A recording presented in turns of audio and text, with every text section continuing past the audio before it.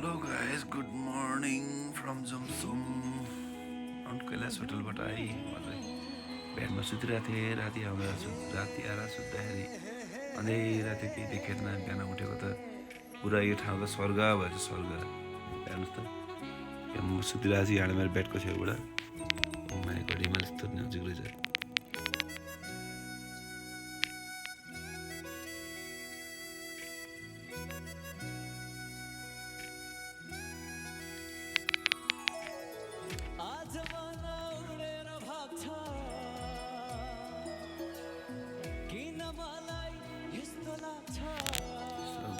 जुमसुमबाटै स्वर्ग देखियो होइन